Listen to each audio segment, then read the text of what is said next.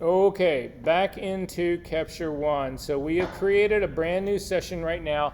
That's the only thing we have done, but I do want to create subfolders for this. So again, hover over the capture folder, hold down your control key. It's a right click, it's however you can do it, whether you got a two-fingered mouse, double button mouse, or again, if you're on Windows, it's always had a right click. So anyway, control key, click on the drop down, say, show me this folder in the Finder. And it will take you to the folder in the Finder. I keep mine done by column. A lot of you guys are using icons. I think that gets really confusing. But at any rate, nonetheless, you need to get to this folder. If we take a look where this whole thing is, you can see it is in my pictures folder. This is always the one on the very bottom is the session that I'm always working to, because our naming system keeps this in chronological order. So again, because we've started this by year, followed by month, by day, instead of the way most of Americans do it, where it would be month, day, year. If you do month, day, year, you end up with all of your Januaries together and all your Marches together. That is not chronological. You've got to do year, month, day to get it that way. So anyway, in the capture folder, which is where I want to work, I'm going to click in here, and you can either do old school up to the file menu and come down and say new folder. And then we are just going to name this new folder 01.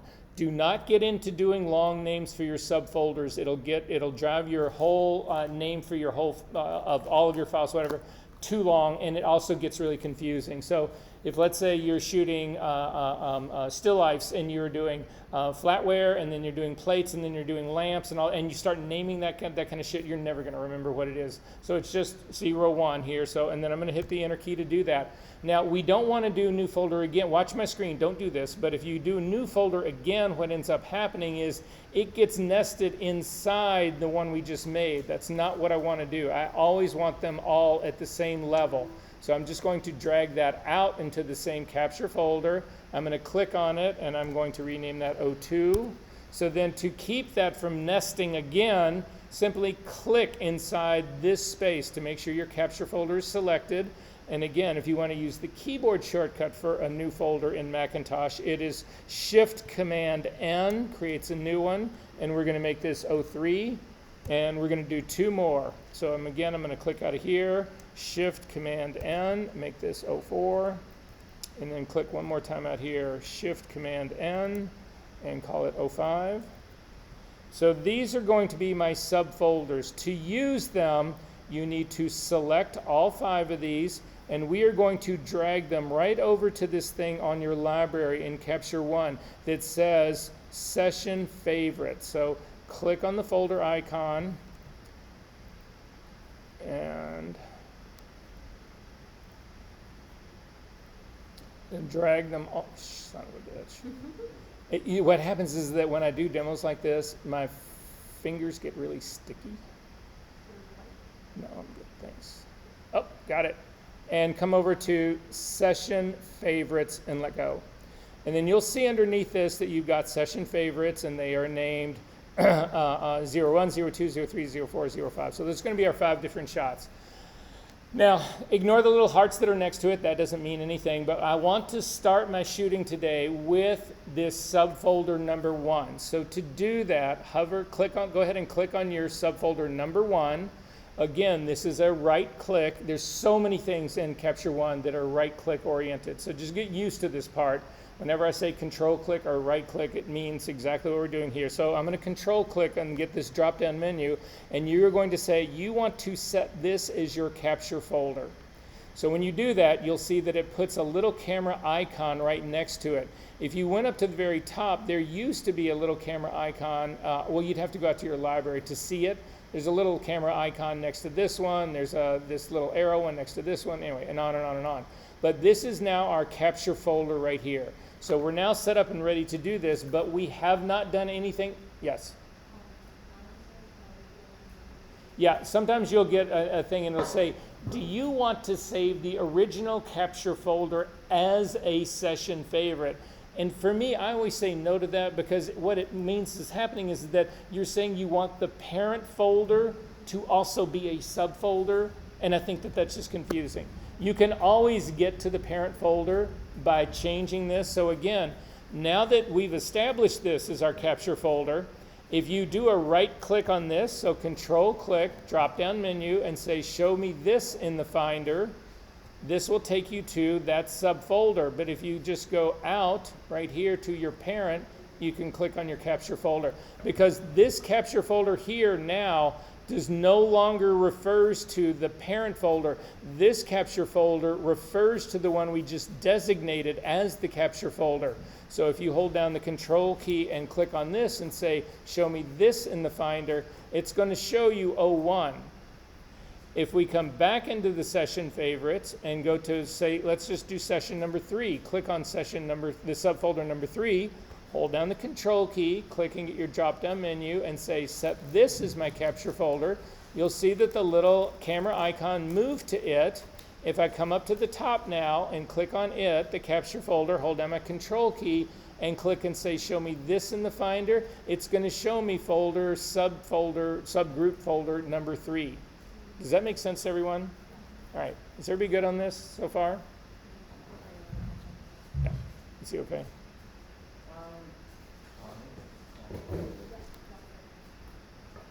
Okay, got it. All right, you good? Great. So then, hold on, control, click on 01. Hold on, control key. Click on the mouse. Go and click on it. Come down and save. Go ahead and click on it. Set as capture folder. Set, yes, click on it. And you can say no. Right here, see that little camera icon? That is now where all your captures are going to be. So if you scroll up to the top now, this one up to the top, hold down, click on the capture folder, hold down the control key, say show me that in the Finder. It's going to show you 01 because you set 01 as your capture folder. Make sense? So you can look at the video and say out the Finder. Okay. So then before we connect to camera, which we're almost ready to do, you need to go to your Tether tab. And in your Tether tab, we need to change the naming sequence for all of this. So if you click, you will look down in the whole setup in here, you'll see that there is a next capture naming, not next capture location, not next capture adjustments, but next capture naming.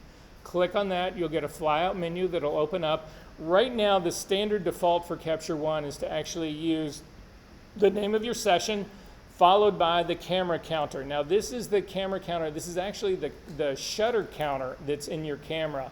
So in old school Capture One, this means you could actually start out with some really weird number. You would start out, I mean, again, if you had 6,580 fires, if your shutter had fired 5,880 times, whatever that number was, that's where your camera counter would actually start because that's what it's based on.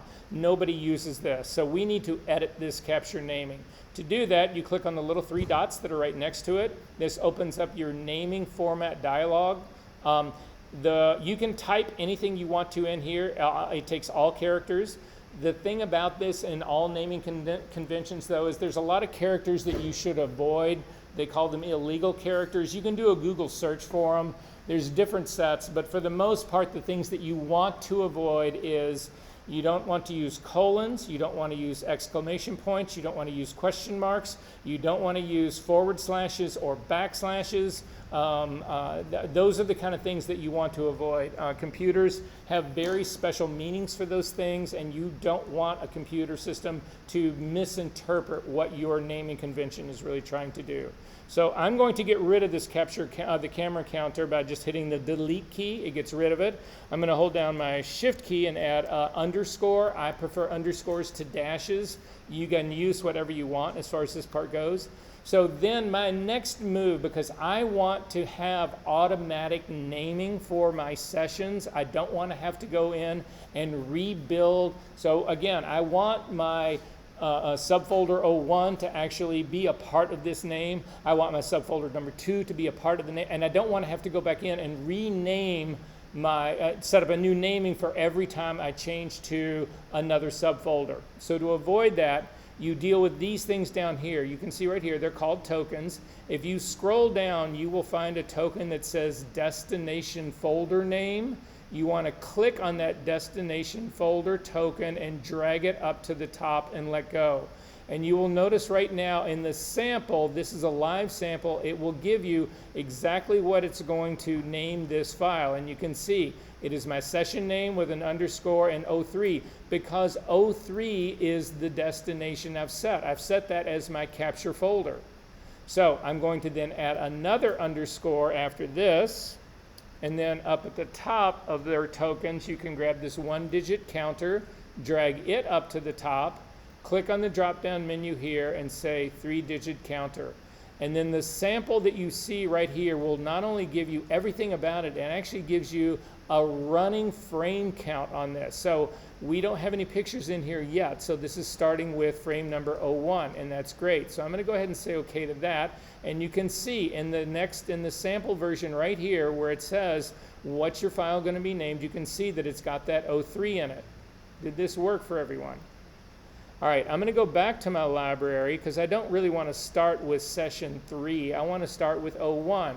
So I'm back in the library. I'm going to come down to my session favorites. I'm going to click on 01, hold down my control key, click on the drop-down menu and say, set this is my capture folder. So now my 01 has got the little camera next to it.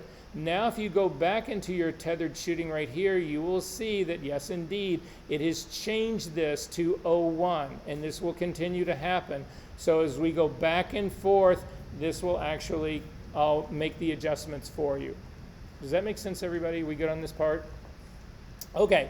As far as the other things in here that we can talk about really quickly, we went over a little bit of this last week. I'm just going to show you how I would set mine up. If you open up exposure evaluation, I never use this thing. I always base my exposure on a color card. I don't ever use this. If you want to keep yours, go ahead and keep yours, but I don't like this, so I get rid of it. To get rid of it, you click on the little 3 dots and just say remove the tool.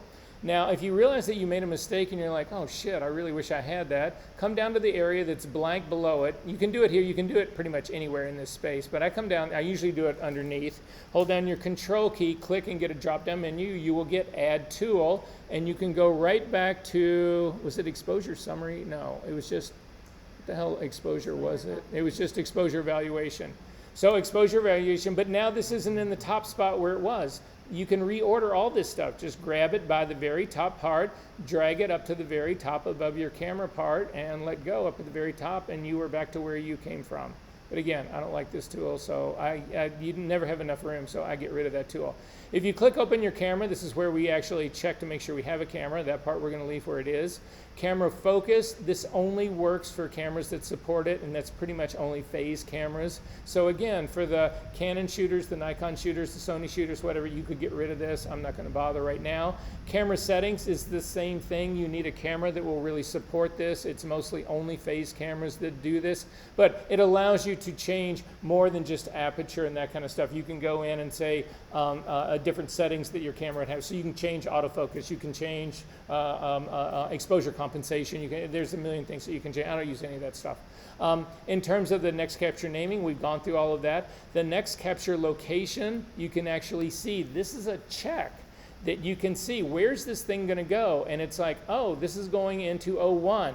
That's important, but even more important is the thing right underneath it, the space left. If you end up looking at this and all of a sudden you see it's got 2 gigabytes on it, forget about actually being able to shoot. So if you go into a rental place and they're going to have to actually clean stuff off the computer. Sometimes at the end of the semesters, these school computers, people leave files on all their own partitions and they just you have no room to shoot. So this part matters because you don't want to start doing a session where you don't have enough room to actually do it. The next, capture naming adjustments. Again, if you click on this in this drop-down menu, with this drop-down menu, this is how you can say how you want to actually have the next capture be. Usually you want it just inherited from the one before, and that's what these default settings are. So you can leave these all at default. You don't need to change any of this. We will talk about styles more towards the end of the semester. Overlay. What overlay will actually allow you to do is drop an image on this. Typically, this is when you would use, well, I'll show you what overlay is. We'll come back to this just for a second. Then you've got all of these things down here, live for studio, new capture metadata, all this stuff that's all flagged by studio. We do not have the studio version of this software. I don't know really anybody who does. This is only enterprise stuff. And it's like, you need like 150 licenses to get to this thing. I mean, it's in the thousands of dollars. So they put it here, I think strictly as a sales gimmick, but what can I tell you? So at any rate, we're pretty much set up the way I want this thing to be set up right now. Again, I'm going to leave my camera there. So we need to now connect a camera. So I need everybody to grab a camera. If you don't have enough cameras, buddy up, share with somebody. But we need to be able to shoot in this because we need to see what captures are actually happening and how we name them, how we rename them, how we actually set a frame counter to actually deal with this stuff. We need all that.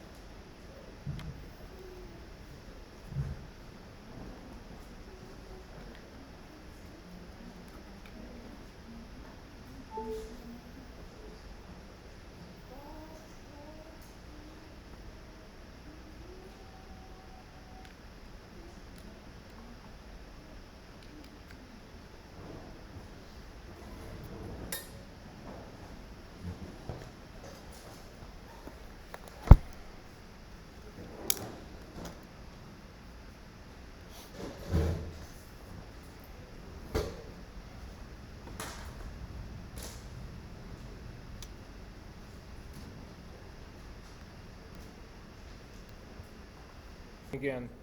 All right, so quick troubleshooting tips.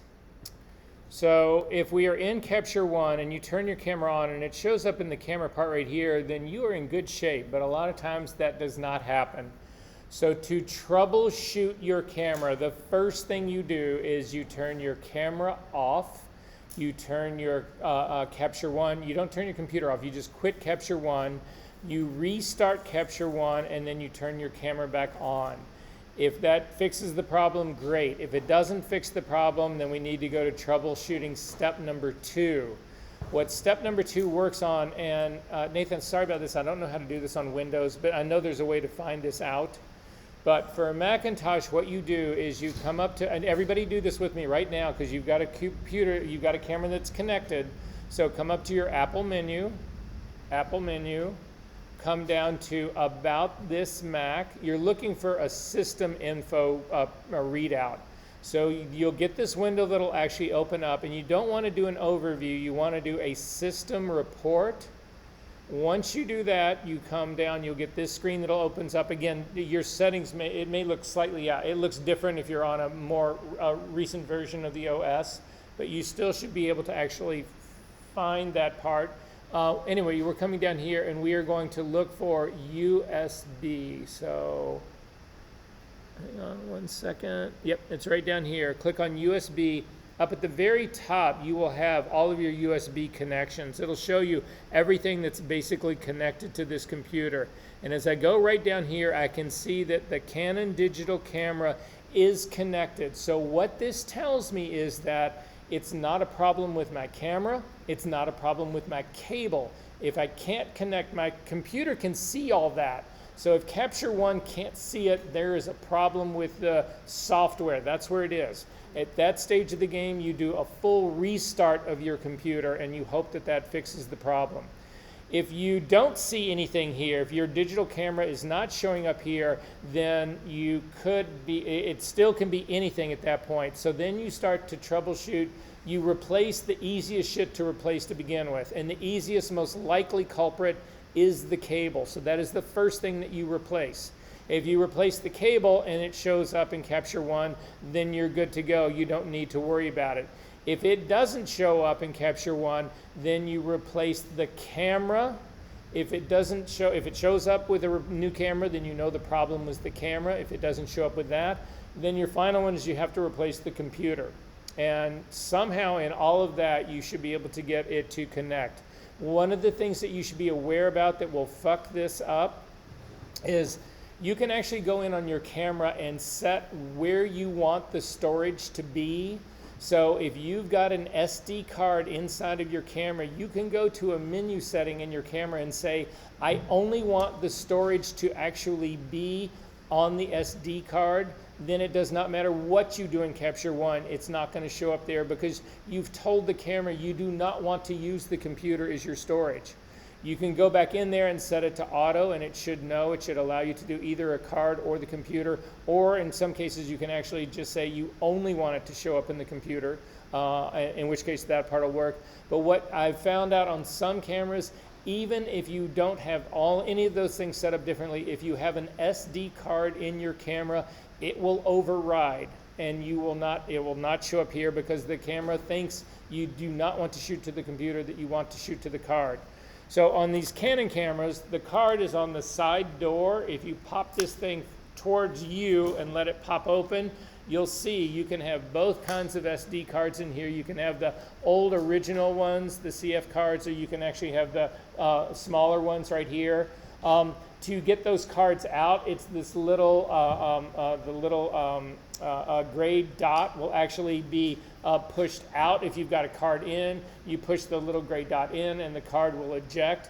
But we've talked about this before. There's a little light that blinks on inside of this.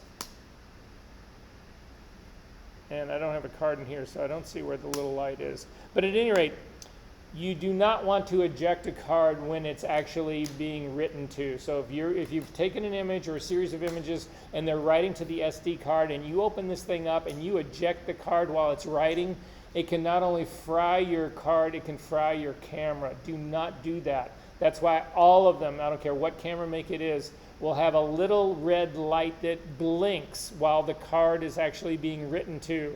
As long as that little light is blinking, you do not want to eject that card, because if you do, again, you can fry this camera. Do not do that.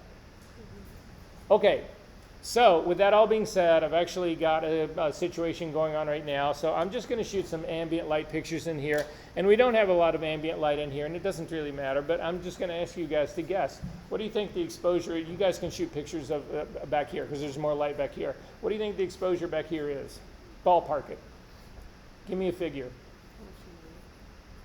I am going to go to an 800 ISO. I'm going to go to an 1/8 of a second. And I'm just guessing, guys. This was an old trick we used to do at Playboy all the time. We would guess on exposures with Polaroid. So I'm going to do an 1/8 of a second wide open at 800 ISO, and I'm going to see if it works. And lo and behold, I'm pretty close. Yeah, I know. You guys should be amazed and just, wow, he could do that like that. I know, right? Crazy, right? Okay, so if we take a look at what just happened here, again, now go back to your library folder right here, and you can actually see on my setup right here, it actually named this thing correctly. So it's named, again, after my session, and then it's actually got this 01 in it, and then it's got my frame counter. So this is my frame number 1 in here. So what I need everyone to do is like shoot 4 or 5 frames right now. Just go ahead and just keep, and it doesn't really matter what you're shooting pictures of. It doesn't matter if they're in focus. Don't spend a whole lot of time doing this.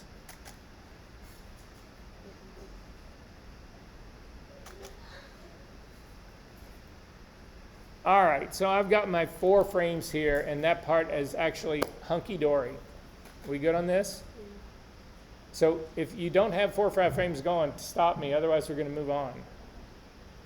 Again, just something. Is everybody good? All right.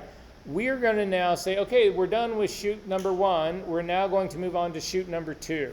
So I'm going to hover over the subfolder called O2. I'm going to select it. I'm going to hold down the control key, click on my drop-down menu, and come down, and I'm going to say, I want you to set this as the new capture folder. Because again, I'm going now to my shot number 2.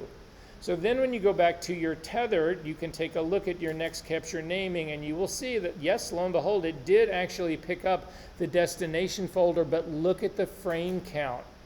This frame counter is not taking subfolders into account. What it's doing is it's giving you the count of the entire session. Well, I've already got 4 frames that are in 01. So for me to have this work, I need to reset this to actually be frame counter 001 To do that, you come up to the little 3 dots that are straight across from the next capture naming tab, not the format, but the tab. Click on this drop-down menu and say you want to reset the capture counter. This preview that you get here, this is not just for show. This is a live thing that will actually tell you exactly what your next one is going to be. So my next one now is going to be, okay, this is great. It's going to be in frame number 2, so I need you to do another 4 or 5 frames in this 02.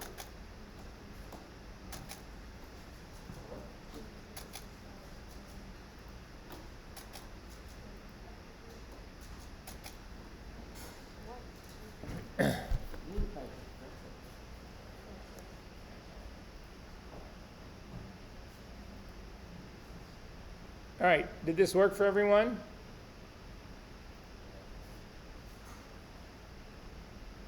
Are we good, guys? Anybody not? Okay, then go back to your library right now, and you can see that in my library right now, because I'm looking, if I click on my capture folder, these are the frames that I did for 02, because 02 is my capture folder.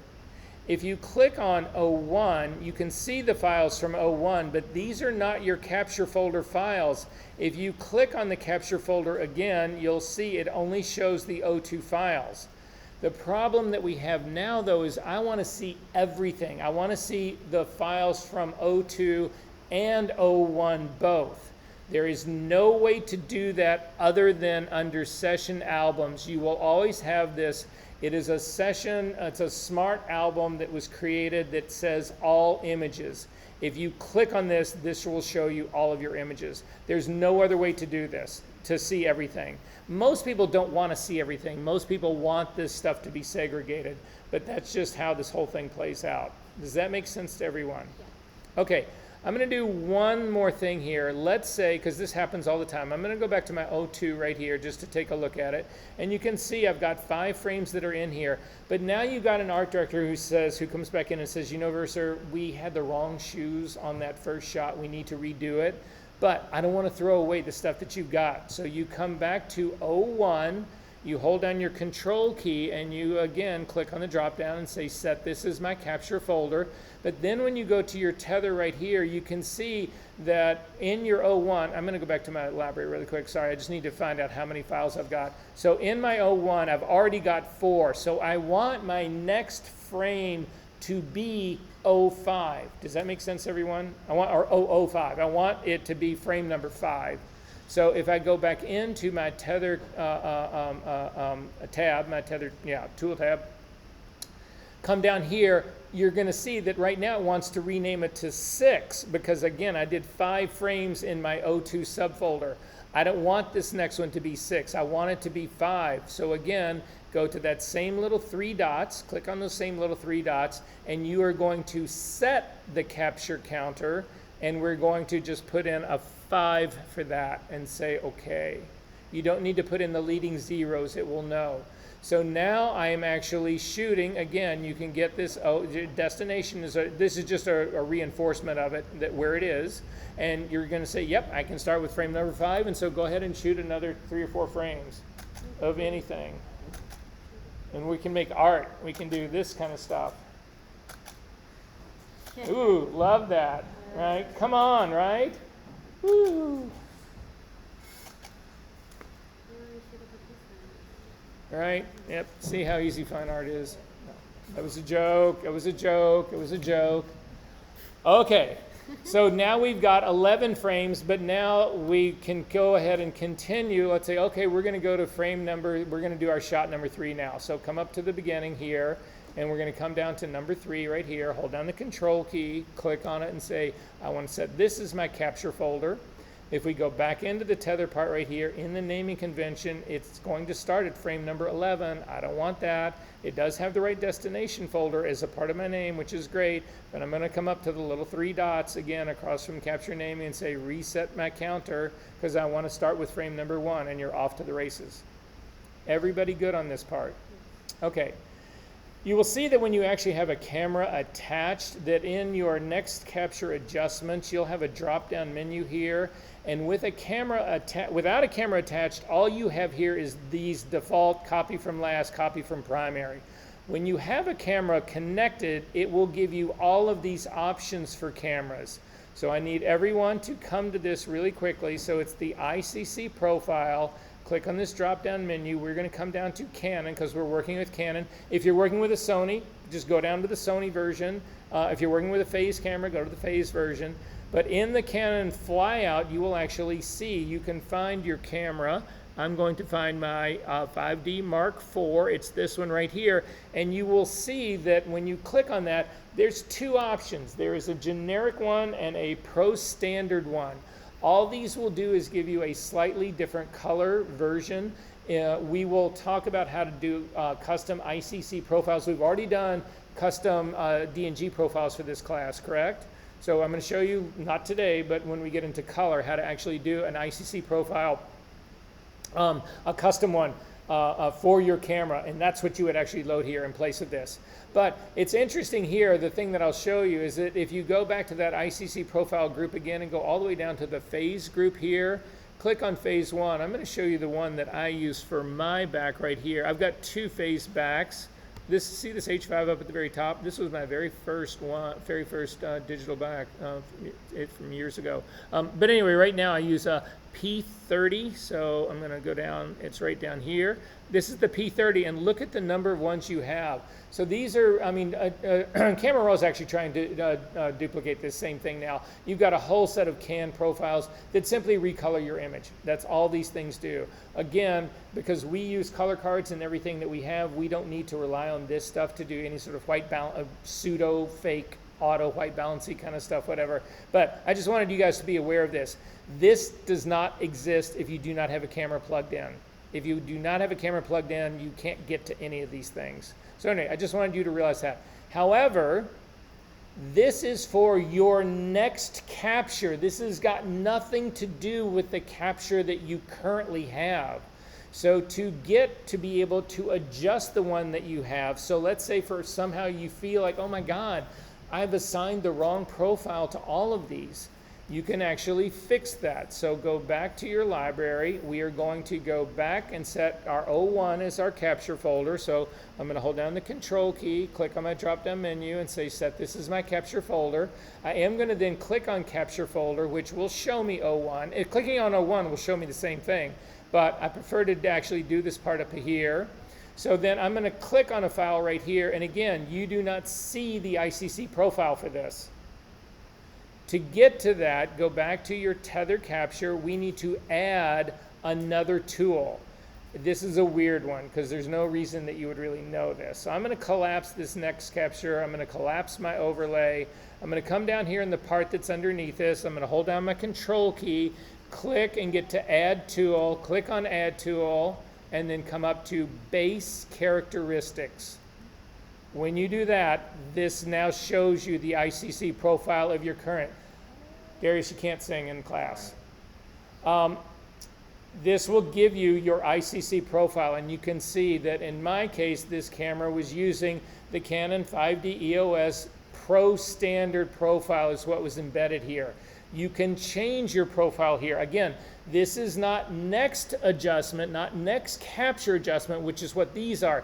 This is only your next capture. This has got nothing to do with what you've already captured. Those you have to change here. And again, if you click on this, you will get the whole set. If you don't see the whole set right here, this will just be the ones for your camera. But if you click on this show all, it will give you that complete list again, and you will see you've got all the cameras, and you can try, oh yeah, I'd rather see what this looks like, blah, blah, blah. Are there questions about any of this? Are we good on this part? Okay. Can you adjust multiple at the same time? Oh, yeah, yes, you can. Oh, that's a great question. I love this part. Good question here, because we haven't really talked about this. This isn't really so much about, we'll get to this part later. So I'm going to go back. So I'm going to go back to my original capture. So again, let's go back to our capture folder in the very beginning. And I'm going to go up to the top, and I'm going to click on this one at the very top, and you can actually see in here, it's a little bit warmer light than I would expect this to actually be. It's a little bit on the warm side here. So I am going to white balance this thing, and you guys, we've done this white balance thing all along here. So to get to the white balance tool, if you're not on your tethered capture, if you are on your tethered capture, it's this little eyedropper right here in the camera drop down. But that's also the same as this one that's right up here. It's so weird. Every time I look on the screen here and try to move, it's like this disassociation. It's like, why don't you just look at your screen, you idiot? Anyway, so nonetheless, it's the eyedropper tool right here. If you click on this eyedropper tool, you will see that there's a whole lot of things that you can actually do here. These add color readouts we will look at a little bit later on, but this gives you a whole lot of power to use this little eyedropper tool. But we're going to pick the one at the very top, the Pick White Balance tool, and then I'm going to come down and I need to pick something that I think should be a neutral gray. And I'm looking at your shirt, and your shirt it's not a navy blue, it's a black, whatever. It's not ideal because again, you pick up color casting up in the quarter tones and the highlights. You don't really get it in the darker shadow tones and that kind of stuff, but it still will work remarkably well. So I'm simply going to click on the shirt, and you can see it removes a little bit of the warmth of that, and that part's great. But now I want to actually apply this color balance to everyone else. To do that, you come up here to the top menu of your, not the menu items that are at the very top, but this toolbar that's up at the very top. And on the left side, you should see this thing that says Copy Applied. You see this up-down arrow? Yeah. Everybody have that? Okay. So what this is this is an adjustment copy and apply. You can see that there is no apply active right now. It's grayed out because we have not put any adjustments on the clipboard of the adjustment copy apply thing. So anyway, I have made changes to this. I'm going to click on this. That's actually going to copy that adjustment to the clipboard. Then I can do a Command A to select all of my images. Now they're all selected, and then there's this down arrow, which is apply what you copied. So if you click on that, you will then get a thing that will open up and say, well, what do you want to apply? Now the only thing we changed was the white balance, so that's the only thing that's in here. But let's say that we've done an exposure change and a white balance, and you only wanted to apply the white balance. Then in the exposure part right here, you would simply uncheck it. But in this case, it's fine. This is great. And I'm going to say, yes, I want to apply this to everybody. And so I'm going to click on that, and it will actually apply all of my adjustments. And it just said, I've applied my adjustments. So now with this thing applied, I'm actually going to go back to my single file. So again, has everybody done some sort of, you can do a weird white balance. Just do something to make sure that you've got some adjustment on this. Again, I'm going to click outside of all of my frames to get rid of them, and then I'm going to go back to this single frame right here. If you want to reset everything, but I mean globally. So we're going to do 2 adjustments on this. We're going to do something else on this as well. Go to your adjustment tab really quick. Again, I just need a second adjustment in here, and let's just drop the exposure. Just change your exposure. I'm going to drop mine down to like a -1. And then I'm going to come up to here and take a look at the very top of your screen. Again, the toolbar at the very top. There is a reset button that's right here. What this does is a global reset. This will reset everything. I've done 2 adjustments on my thing right now. I've changed the exposure and I've changed the white balance of this. If I click on this one, which I'm going to go ahead and do, I'm going to click on this, you will see that it resets everything. It removed the color balance and the exposure as well. I'm going to hit Command Z to undo that. It brings it all back. If you do not want to reset everything, but you only want to reset one tool, you will see that in every tool here, there's also that very same icon. So I want to reset the exposure, but not the white balance. So you simply would click on this, not the global reset, but the tool reset. And then this will bring your exposure back, but you will still have your white balance, your custom white balance set. Does that make sense to everyone? Are we good on this part? Yeah. All right. 1 second. We've done that. Oh, all right. Back to the camera menu. Back into the tether. Make sure that your camera is connected.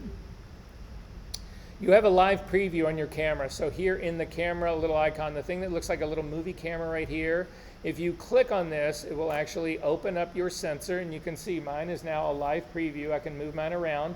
You cannot capture in this view. The reason you can't is that they don't want people to be able to shoot video. So that's how video actually came to be in Canon cameras, who really the people who pioneered doing it with high-end 35mm cameras, is that they realized they could just record a live view. You cannot do that in here. So you can do exposure adjustments, you can do all sorts of things. Again, all of these controls right here, the camera focus, all of this has to do with phase cameras. It does not work on our 35mm cameras, all that kind of stuff. But anyway, it's a great way to actually work on your composition and do that sort of thing. So that part's right there. To get out of live view, simply close it up and you'll be back into your regular view right here. And then as long as we're here right now, I want to show you one other thing. Up in the camera menu, up at the very top, everybody click on this camera menu up at the very top. You'll see up at the very top that you have what's called composition mode. I'm going to click on composition mode, and you see it puts these sort of like graffiti marks all over your window. I'm going to go back to my library now, and I'm going to set my subfolder number 3, which was empty. I'm going to set this as my capture folder. So Control click. Set this as your capture folder. Again, go back to your, every time you make a change, guys, you should be revisiting the naming. Right in the naming again, I am going to start at frame number 1. I'm reset here. That part's actually terrific. I'm going to come up to my window menu and see this capture, the composition mode is on. I'm going to go ahead and then do a couple of frames. So go ahead and shoot another couple of frames just to see what's going to happen. And you'll see you get this first frame up, but it's got all of those little X's on it. Shoot another frame now of something else. And what you'll see has happened is that your first one goes away. When you are in composition mode, it does not save your files. And the reason this exists is that people use this for lighting. When you're actually doing your lighting and you don't want to take up disk space and you don't want to have to throw all that shit away, you go into composition mode and you can shoot 1,000 of these and it will not save any of them. But you need to remember, and that's why I've got these big X's all over it, when it comes time for you to really shoot, you've got to turn composition mode off. So up here and turn this guy off and you'll actually be good to go.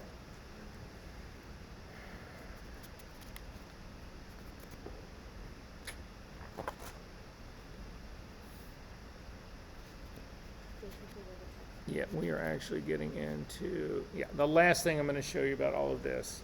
So I want to go back really quickly. We're almost done in this part right here, and we're in good shape here. We'll give us some time to talk about lighting and swipes and all that kind of stuff. So here, so anyway, I'm going to come back down to, I'm going to go back to my number 1. You can still work in this folder like this. You don't need to set it as your capture folder. You could do certain things in here. That part doesn't actually matter. Hang on, I saw something and I can't find it now. Oh, that's what it's going to do. So you want to see, you're going to make a change here and you want to see a difference. You want to see sort of a before and after, that kind of stuff. So in Lightroom, I forget what they call it. So if you do a change of a raw file in Lightroom, it'll show you both the before and the after one. Doesn't it do that? What do they call it? Reference view, something like that. Wait. Anyway, in Capture One, they call these things variants. So to use a variant, what we're going to do, it doesn't create another copy of your raw file. It just creates a view of your raw file. So to get to the variants, there's 2 things that we're going to do here, and then we're finished here. So to get to a variant, or to add a variant here, hover over your thumbnail, hold down the Control key to get your drop-down menu, click on it, you'll get a drop-down, and you have 2 options to create a new variant. You can do a new variant or a clone variant. Now, we have done a white balance on this image right now, so I'm going to show you the difference. A clone variant will actually create another view of this, and it will copy all the adjustments to it perfectly. A new variant gives you a brand new version of this file, a view of this file that has no adjustments on it at all. So I'm going to click on New Variant, and I'll show you what I mean by that. This is now the new variant. You'll see that they are now numbered. You've got a number 1 up at the very top and a number 2. These are variants of one another. The new variant, the one that actually it added, does not have the white balance applied to it, and that's why it got warmer. If you go back to your other one, you can see this is the one that actually does. The beauty of this stuff is you can hold down your shift key and select both, or if they are not in order, hold down your command key and you can select, you can skip ones, you can select a random order of ones that will actually do this. But now you can see these at the same time, and an art director could say, oh, I really like the one that's on the top better than the one that's on the bottom. And you'll say, okay, fine. The one that's on the top was my original one here. The one that's on the bottom is my number 2 variant. So then click outside to get rid of any selection of any of these. Click on your number 2 variant and then just hit the delete key. And it's going to say, do you want to remove this from your document? And I'm going to say, sure. And it'll go back and you've only got your single one now, and you'll see there's no other number up here. If you have an image that you are trying to copy, so let's say I'm going to try to do another shot of these guys right here, exactly like the one they've got here. I want to keep the image that I've got right here as a reference to me. So I want to be able to shoot without losing this. To do that, you come up to your image menu, down to Set as Compare Variant. When you do that, it will actually put a little orange line around your image with a pin in it. And what that's going to say is that, okay, this one isn't going to change at all, but this last one down here is going to change. So I'm going to start shooting pictures of these guys to see if I can get close to that.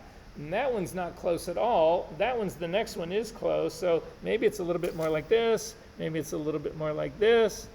But nonetheless, that compare variant will actually, oh no, something happened.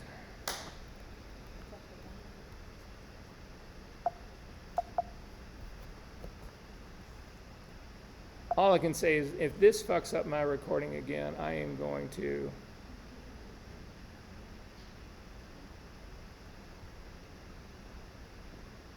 all right, I'm good there. I lost my compare variant.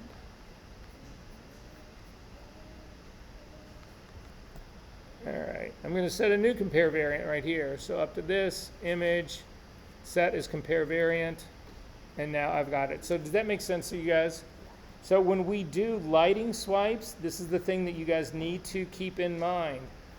If you can get an electronic copy of your lighting tear sheet, however you can download it, you want to put it into your capture folder. So again, the formats that you need to think about, it will read a JPEG, it will read a TIFF. This newer version may actually do a DNG, what am I trying to think? A PNG? Yeah, I might do a PNG. I'm not sure what all formats, but most of them will actually handle here. Does this make sense, everybody? Okay, the last thing I want to show you while we're here really quickly is this overlay. So if you click open on overlay, I'm going to get rid of this compare variant because I don't want to keep both of these images. To get rid of the compare variant, you simply come up and you do clear compare variant, and we go back to this original image. Then I want to actually use this as a reference. So again, the reason people use this normally is you will end up with a blank set of a layout that's got a blank set of type on it or that kind of stuff, and you use it to then be able to shoot to layout is basically what is involved here. So there's two ways you can do this. You can click on the little 3 dots here, and you can go ahead and do this because I think some of these computers actually have other images on them, but we can load a different image. That part doesn't really matter. So in my case, I don't have any tool, I don't have anything right here, but you can come down here to the file and say, click on this, and say, I want to choose the file, and it'll open up a dialog box and it'll allow you to actually navigate to that, or you can do a drag and drop. I'm just going to do a drag and drop on mine. So I am going to go to my commercial folder in session number 5. I think that's where I've got mine. And it's right here. I've got a PNG that's got white type on it. So I'm simply going to do a drag and drop. I'm going to get rid of some of these other windows that are in my way. So I'm going to grab this PNG and simply drag it on top.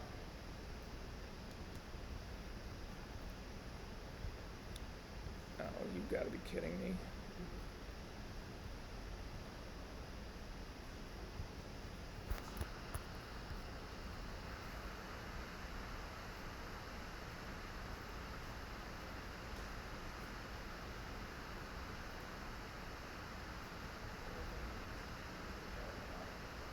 What? Oh, no, it can't be. All right, so, mother. Ignore that on the video. Maybe I don't want to drag and drop ever again in my life.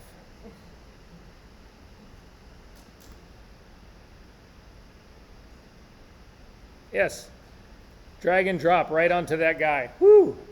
So once I get dragged and dropped onto here, it should actually show up on this guy. Oh, there it is. It's showing up on mine right now. You can see it right here.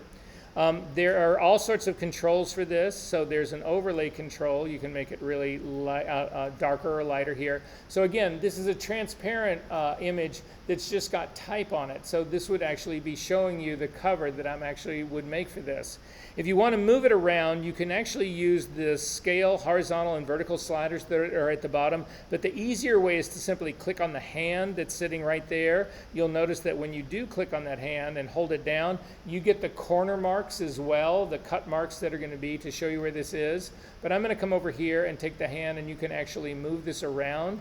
You can scale this up and down. So I'm going to actually scale mine down a little bit and say, yep, this is going to be my cover right here. I can see all the parts. I love the way this looks. All the type shows up. I'm good to go. This type is a little bit of a problem right here. So if I was shooting this and it was going to be, and I was on a tripod and this was my set, I would put something dark in this area right here so that I could read this type.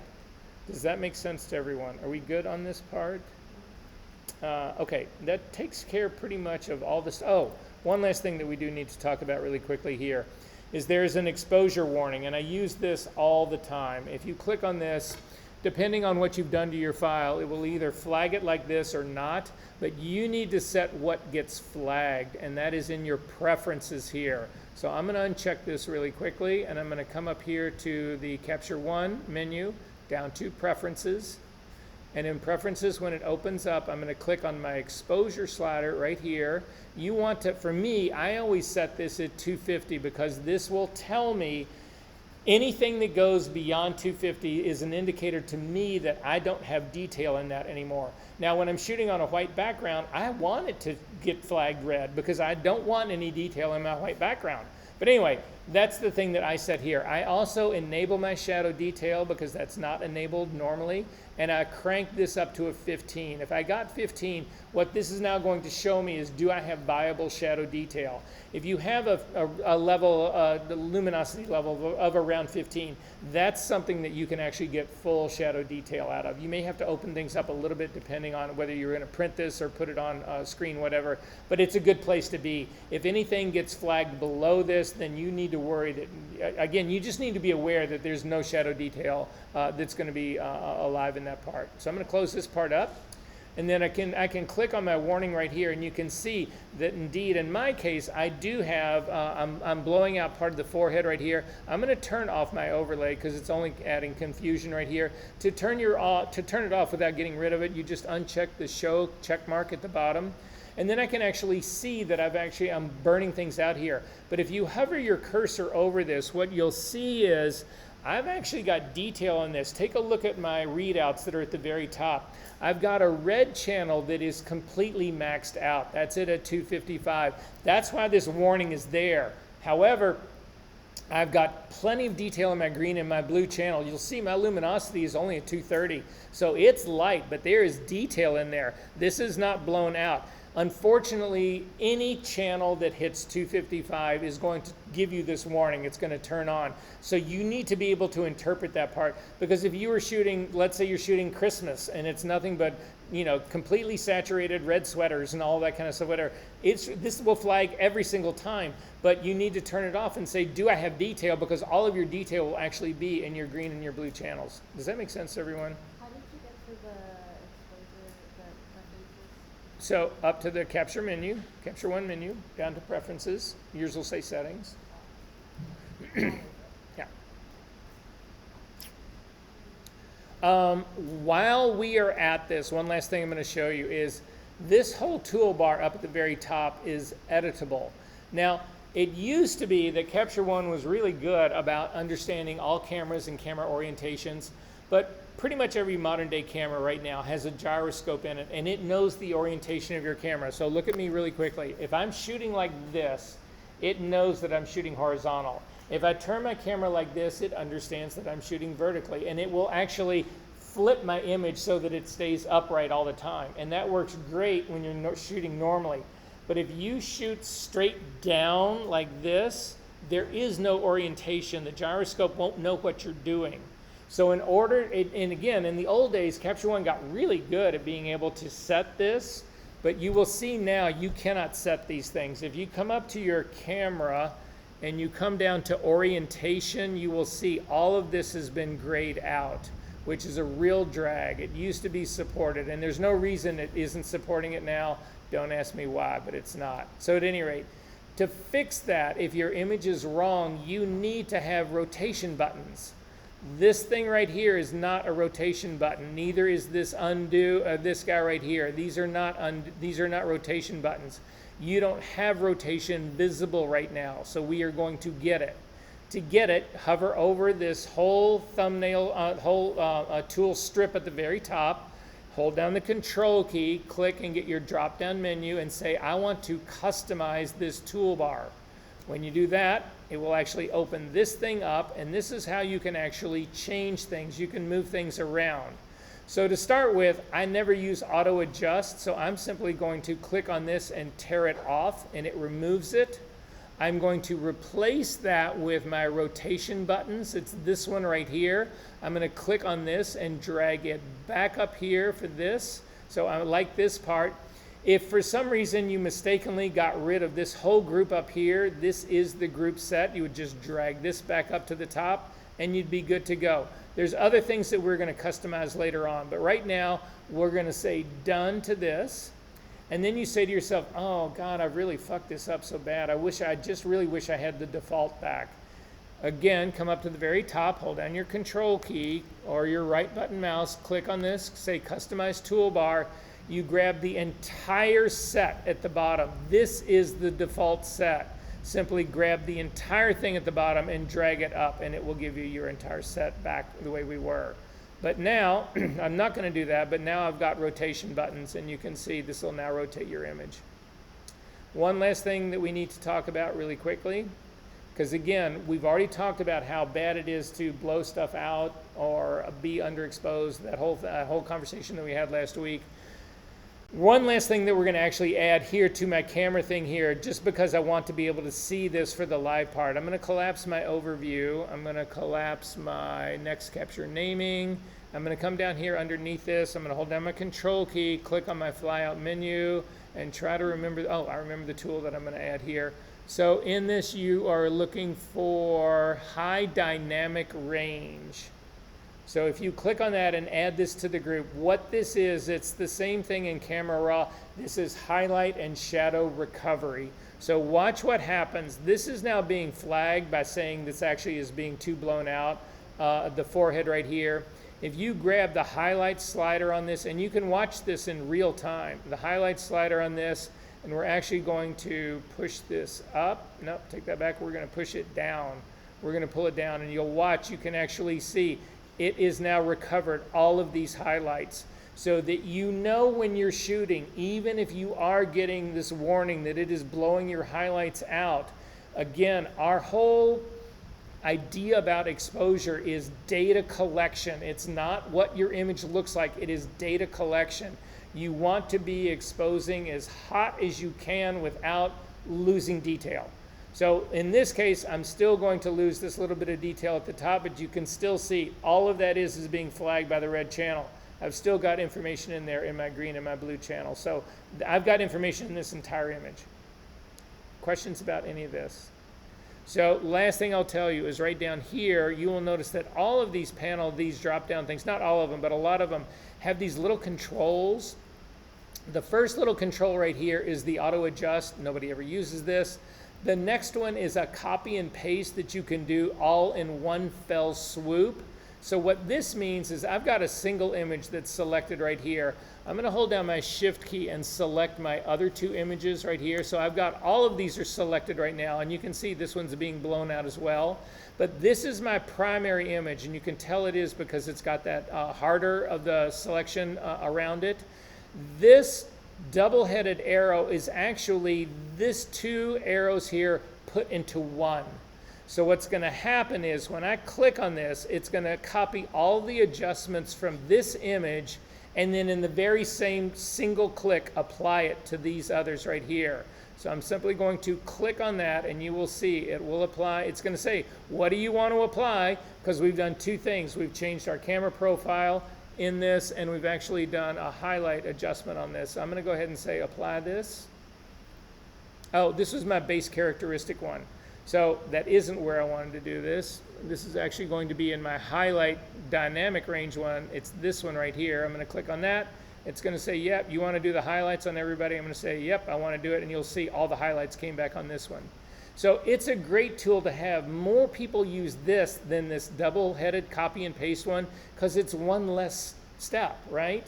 So to get that on a global scale, you come up again, hover over your toolbar, hold down the control key, click and get your customized toolbar, and you're going to grab the single-headed or the double-headed arrow. Where are you? You're right here. And I drag it up and I put it just to the inside of this double-headed one right here. These are little spacer bars. You see these little triangles right here? These are just spacer bars to sort of keep order. You can actually remove these things. You can also add them. So I can click and say, I want to add a space back in here. You can do variable spaces.